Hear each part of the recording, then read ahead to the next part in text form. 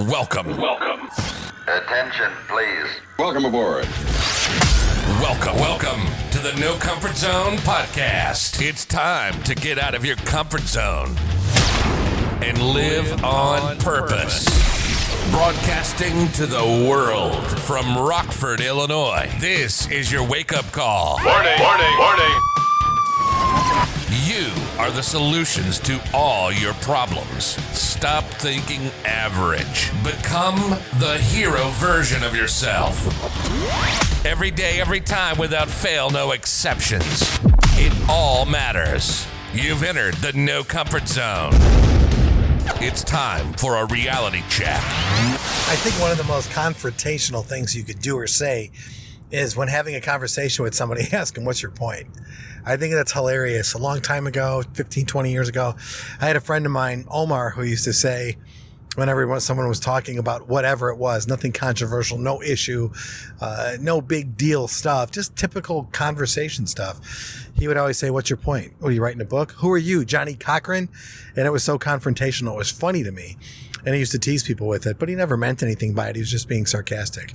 But asking somebody what your point is a really big deal today, because with all of the bullshit that's going on with the chaos and the drama in society and maybe even your local neighborhood, people are whining and complaining about everybody and everything. And when you ask them like what platform they're on or where they're at in their, whatever it is, their political, their social, their emotional state or whatever it is, I'm just going to say this for the masses. And I mean this, the majority. I'm throwing a number out. 95% don't have a clue or what their point is. They just don't. They're just jumping on board with everybody else because of the hate and discontent and the confusion. So I'm talking about this on a motivational and inspirational podcast. This is the No Comfort Zone. This is your reality check for you to get out of your comfort zone and start living on purpose so you can be happy.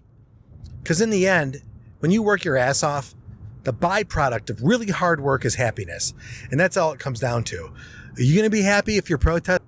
Because if that's where your happiness is, man, this is not the place for you to be. But I'll tell you what, you work your ass off and you go towards a goal and objective and you put your energy into a space for personal development, personal growth, helping the greater good, you're going to find your happiness. There's no other way about it.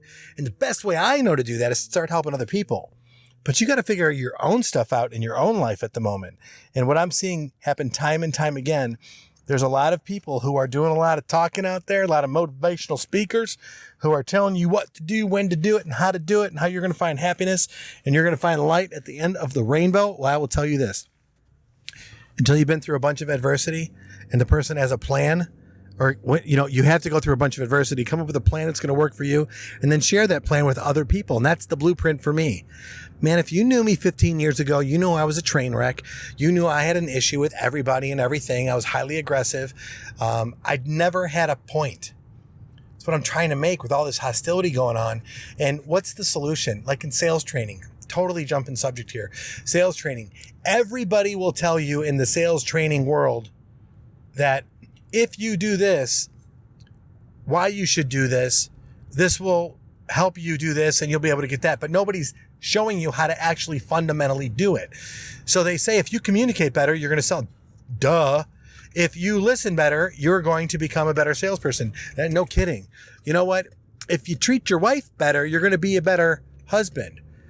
But it's the stuff, the what to do that nobody's talking about.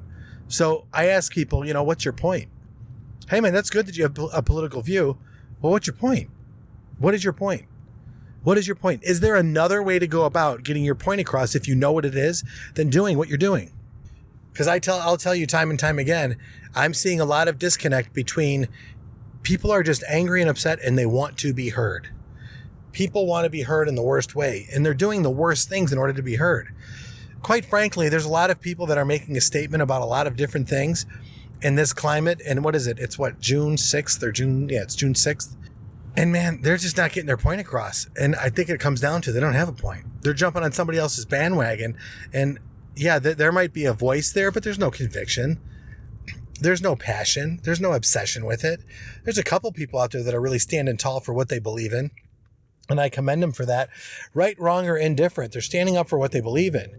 But if you're jumping on the bandwagon and just becoming a follower just to be heard, and you don't care what you're saying, or you don't really have substance behind what we're talking about, yeah, you know what I'm talking about. I just don't want to put it out there, but what are you doing? You're wasting everyone's time. You're a waste of breath. So what do? You look at the hard lessons in life that you've learned. You look at your oppression. You look at your areas in your life where you've been bullied, your areas in your life where you've been put down, held down, and you learn from those and you figure out how to build yourself up. And that's your cause. That's your point.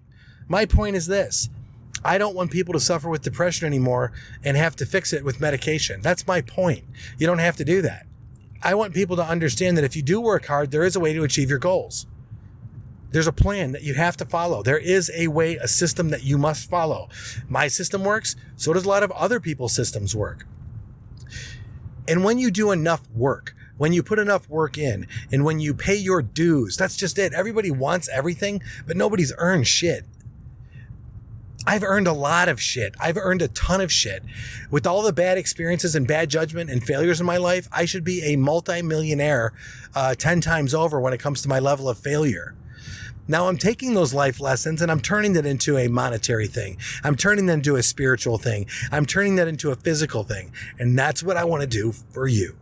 That's what it comes down to. I want you to develop a point so you can man up. So if you can actually say to somebody, you know what, I'm telling you what time it is because I have the experience, I have the ability, and I have the know-how to tell you what time it is. And at the end of it, you're going to know that I'm not only, I have conviction, but I have certainty.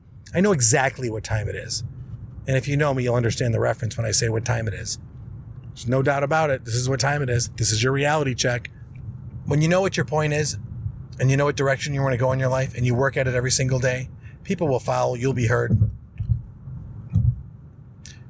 Grant Cardone said it best the other day. When you're small, everyone likes you. When you're big, everyone listens to you. I believe it. It's true. Let's not try to be liked by everybody, jumping on everyone else's points and nobody knows what they're talking about. Something for you to consider today. If you have a point, what is it? What are you about? What do you stand for? And not what do you stand for when it's easy. What do you stand for when it's hard? That, ladies and gentlemen, is the no comfort zone. In the face of adversity, you stand tall with courage and you're brave to face your fears and the negative outcome, knowing what you're doing is right because it's just the right thing to do. And if you can do that every day, every time, without fail, no exceptions, you're in the no comfort zone. And that's what I'm talking about. So, hey, hopefully this was motivational. I don't know, inspiring. I'm not sure. But really, at the end of the day, hopefully you'll find your point. Hopefully you'll get out of your comfort zone. And hopefully you'll start living on purpose. Say goodbye. Want more of the No Comfort Zone? You can follow Dan on Instagram and Twitter at NoComfortZone1. Bye. Or on the web at thenocomfortzone.com. Bye-bye. Bye-bye. Thanks for listening to the No Comfort Zone podcast. Bye-bye. Bye-bye.